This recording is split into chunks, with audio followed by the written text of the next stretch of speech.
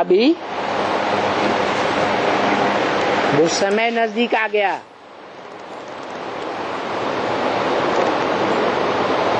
छिहत्तर में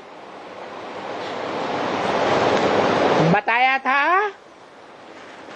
नई दुनिया की स्थापना होगी और टू लेट का बोर्ड लग जाएगा। किस बात के लिए?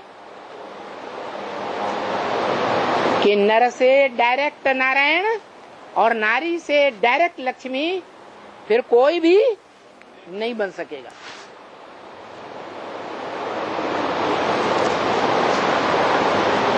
दो का प्रत्यक्षता रूपी जन्म हुआ। मन के संकल्पों के आधार पर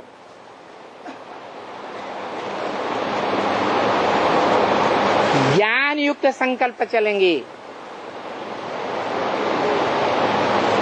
अज्ञानता के संकल्प नहीं चलेंगे। उन मनुष्य आत्माओं में जो नर से नारायण और नारी से लक्ष्मी बनने वाले हों।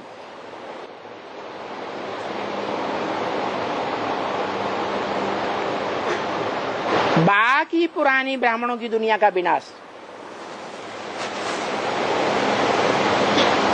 नए संगठन की शुरुआत।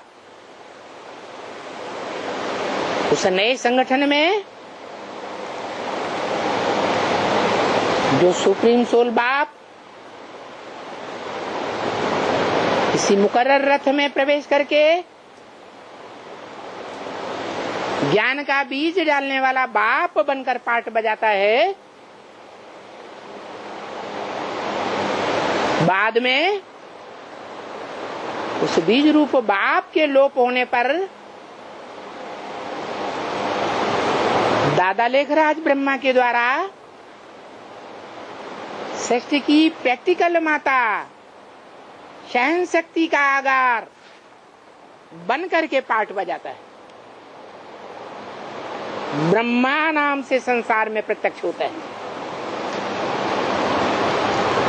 उसके बाद माता बेसिक पढ़ाई पढ़ा सकती है,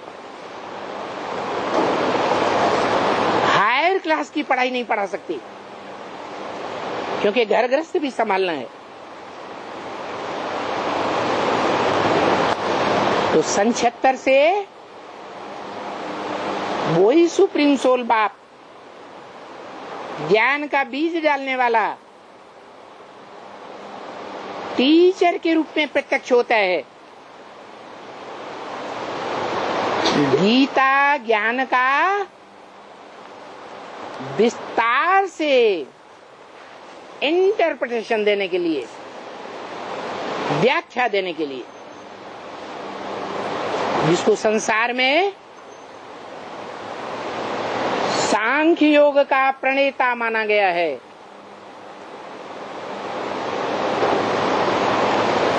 गीता में भी सांख्य योग का वर्णन है।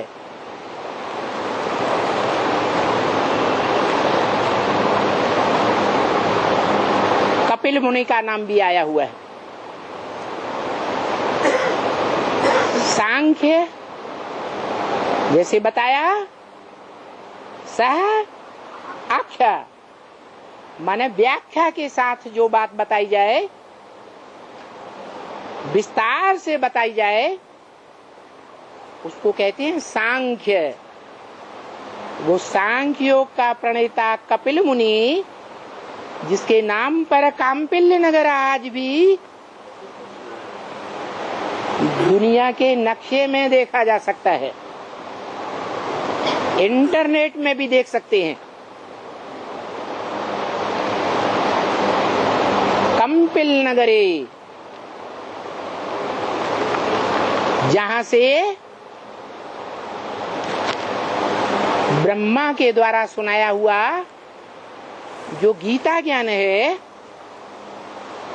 उसकी विस्तार में व्याख्या शुरू हुई।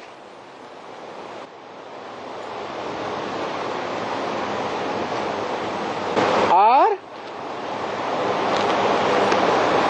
व्याख्या आती है मनन चिंतन मंथन के द्वारा।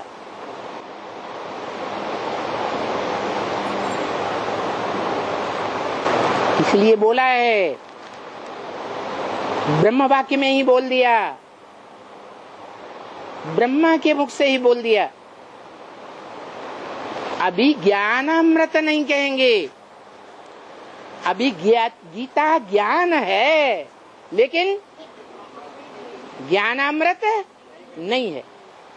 अमृत पीकर देवताएं अमर बनते हैं क्या? और अमृत कैसे बनता है? सार कैसे बनता है? मक्खन कैसे बनता है? शास्त्रों में प्रसिद्ध है, सागर मंथन, ज्ञान सागर का मंथन।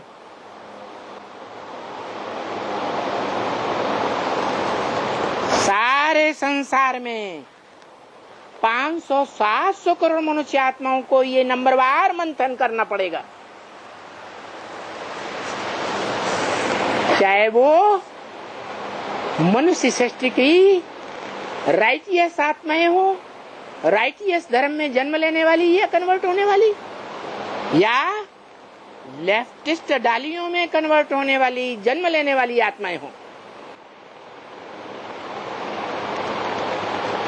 उनको गीता ज्ञान का मंथन जरूर करना पड़ेगा। मंथन के बाद जो जितना मंथन करेगा वो उतना सार निकालेगा, और जितना सार निकालेगा उतनी उसकी आत्मा सार रूप कम या ज्यादा जन्म लेने वाली बनेगी।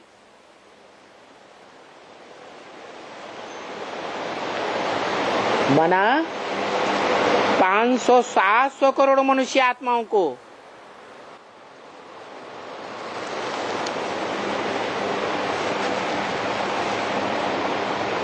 ज्ञान का गहराई से मंथन करना पड़े, समझना पड़ेगा, और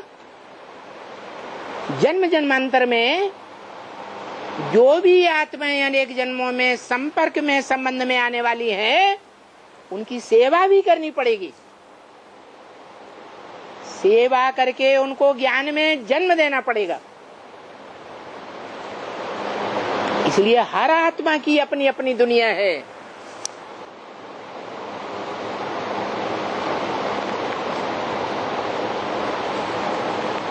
500-700 करोड़ मनुष्य आत्माएं ये गीता ज्ञान का महामंत्र लेती हैं। क्या महामंत्र? मनमना भव। कौन सी आत्मा ने कहा है?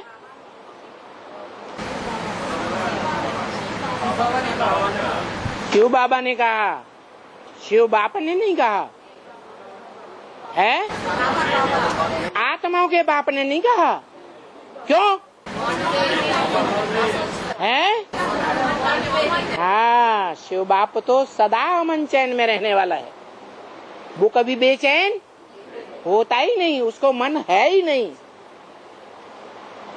जो चंचलता करे।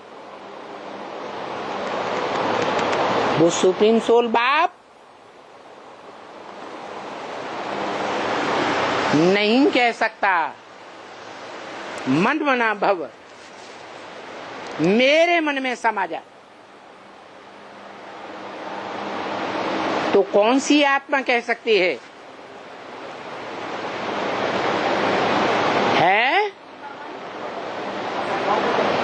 सुप्रीम सोल आत्माओं का बाप जिसमें मुकर्रर रूप से प्रवेश करता है, वही आत्मा कहती है मन मना भव, मेरे मन में समा जा। क्योंकि वो आत्मा भी ब्रह्मा नामधारियों में अव्वल नंबर ब्रह्मा परम ब्रह्म है, जो शास्त्रों में गाया हुआ है। गुरुर्ब्रह्मा गुरुर्विष्णु गुरुर्देवो महेश्वर गुरु साक्षात परम ब्रह्म तस्मै श्री गुरुवे नमः। दूसरों को नमः नहीं। नमन का मतलब ये है बुद्धि झुकाना, अर्थात मन मना भव हो जाना।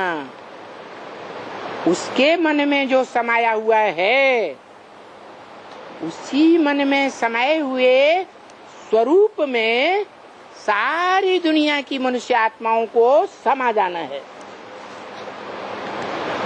उसके मन में क्या समाता? एक शिव बाप, दूसरा न कोई, एक ज्योति बिंदु समाया हुआ है, एक लव्य जिसे कहा जाता है, वो आत्मा कहती है मन मना भव। मेरे मन में समा जा, अर्थात दुनिया के 500-700 करोड़ मनुष्य आत्माओं की प्रैक्टिकल स्टेज याद की। किस रूप को याद करेगी? है जिस रूप को हम बच्चे याद करते हैं, साकार में निराकार को याद करते हैं। उसी निराकारी रूप में हर मनुष्य आत्मा के संकल्प तिरोहित हो जाएंगे। अभी क्या है? इनके मन में अलग संकल्प, उनके मन में अलग संकल्प, हमारे मन में अलग संकल्प, उनके मन में अलग।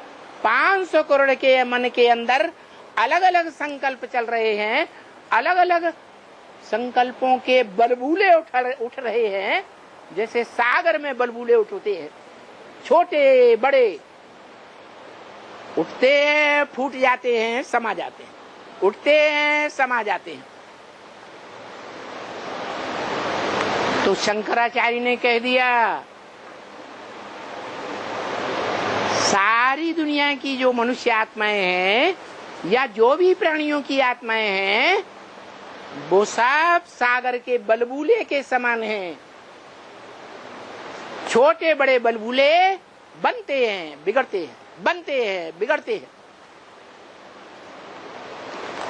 तो उन्होंने जो संकल्प किया था,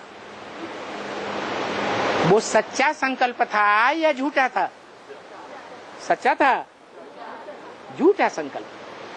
क्योंकि जो बलबूले हैं, उन बलबूलों को, स्पाइसेस को इकट्ठा करो, वो खारा पानी बन जाएगा चुल्लू भर।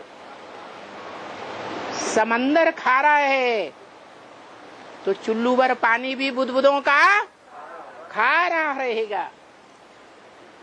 और वो चुल्लू भर पानी बुदबुदों का संग्रह जो किया, वो सागर में मिला दो, वापस आ सकेगा? है वो चुल्लू भर पानी क्या हो गया? विनाशी या अविनाशी? विनाश हो गया। तो उनकी ये कहना क्या कि आत्मा परमात्मा में लीन हो जाती है, ये गलत बात है। आत्मा विनाशी नहीं है, हर एक ज्योति बिंदु आत्मा अविनाशी है। कल्प कल्प उस ज्योति बिंदु आत्मा में अपना अपना अलग अलग पार्ट भरा हुआ है। एक का पार्ट नहीं मिल सकता दूसरे से, लीन होने की बात ही नहीं। हाँ, ये जरूर है, जैसे वृक्ष उगता है, उसमें जो पहला फल लगता है, फल पकता है, उसका बीज फल में से, वृक्ष में से, टहनियों में से, जड़ों से डिटैच हो जाता है। पहले पहले डिटैच होता है ना। ऐसे ही इस मनुष्य सृष्टि की कोई आत्मा है मूल बीज रूप, जो इस सारे संसार रूपी वट वृक्ष से अपने को डिटैच कर देती है, और उस बीज के अंदर सारा वृक्ष समाया हुआ है। जैसे किसी बाप के अंदर अपना जो परिवार बनाता है, बाप कितना भी बड़ा परिवार बनाने वाला हो, उस परिवार का बीज बाप के अंदर समाया हुआ है या नहीं है? समाया हुआ है। ऐसे ही इस मनुष्य सृष्टि का जो बाप है, जो अविनाशी है, ऑलराउंड पार्ट बजाने वाला है, उसका पार्ट कभी लोप होने वाला नहीं है। अविनाशी आत्मा की तो बात ही छोड़ दो, आत्मा तो है ही अविनाशी, लेकिन 5 तत्वों का उसका शरीर भी इस मनुष्य सृष्टि रूपी रंगमंच से कभी लोप नहीं होता। वो कालों का काल है, महाकाल है, जिसको दुनिया में कोई काल खा नहीं सकता। वो सारी दुनिया को खाएगा, लेकिन उसको काल के गाल में जाते हुए कोई नहीं देखेगा। अब बताओ, भारत के शास्त्रों में ऐसा कौन सा व्यक्तित्व गाया हुआ है जिसका कोई माँ बाप कोई बता ही नहीं सकता? वो जन्म और मृत्यु दोनों से परे है व्यक्तित्व, पर्सनालिटी है, निराकार नहीं है। कौन है? शंकर, जिसे कहते हैं आदम, दूसरे धर्म के धर्म पिता है। उसके लिए बोला शिव बाबा तो स्वर्ग की स्थापना करते हैं, और वो ही शिव बाबा कहते हैं कि मुझे याद करो। क्या? किसे याद करो? मुझे याद करो। अरे वाह भाई, ज्ञान सारा बापों के बाप से लिया, जो सबका बाप है, उसको खुद याद किया है, और दूसरों से क्या कहते हैं? मुझे याद करो। ये तो बात ठीक नहीं है। ठीक है, ठीक नहीं? अच्छा, चलो उसे याद करते हैं। सभी ब्रह्मा कुमार कुमारियां उसे याद करते हैं। आज भी निराकार को, ज्योति बिंदु को याद करते हैं। सभी धर्म पिताएं उसे याद करते हैं। सभी धर्म पिताओं के फॉलोअर्स भी उसे याद करते हैं। जो निराकार आत्माओं का निराकार बाप है, ज्योति बिंदु, जिसकी बिंदी का ही नाम शिव है, उसे याद करेंगे तो निवृत्ति मार्ग में 5000 साल इस मनुष्य सृष्टि से बाहर रहेंगे या मनुष्य सृष्टि के अंदर रहेंगे? पसंद है? क्यों?